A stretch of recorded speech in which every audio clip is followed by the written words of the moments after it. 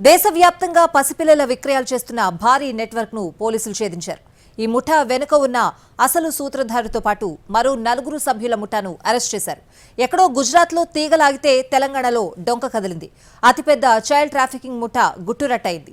తెలంగాణ మురుగన్ ఇప్పుడు ఈ పేరు దేశవ్యాప్తంగా మారుమ్రోగుతుంది.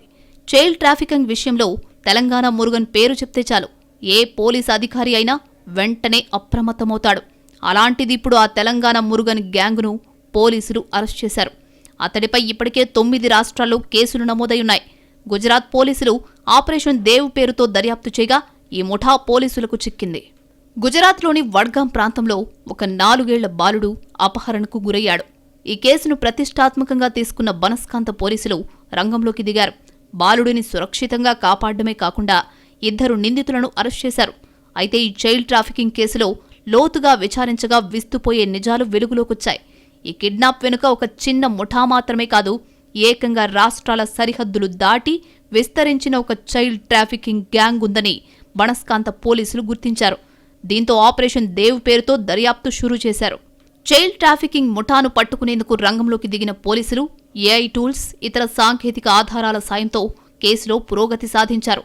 తెలంగాణ మురుగన్ అలియాస్ బొడాషు నాగరాజుతో పాటు అతని గ్యాంగులో సభ్యులుగా ఉన్న కరీంనగర్కు చెందిన తిరుపతి, మల్లయ్య, గంగాధర్, మురుగన్ భార్య కృష్ణవేణిని పట్టుకున్నారు.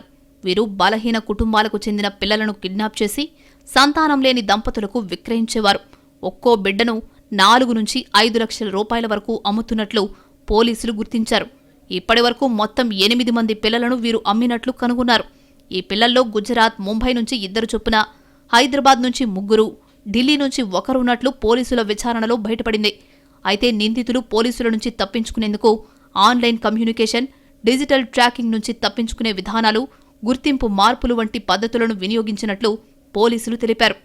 మురుగన్ మొదట్లో ఐవీఎఫ్ కేంద్రాలకు అవసరమైన అండదాతలను సరఫరా చేసే బ్రోకర్గా పనిచేసేవాడు. సరోగసీకి సిద్ధపడి మహిళలను సంతానం లేని దంపతులకు పరిచయం చేస్తూ ఒక్కో కేసుపై 5,000 రూపాయల నుండి 6,000 రూపాయల వరకు కమిషన్ పొందేవాడు.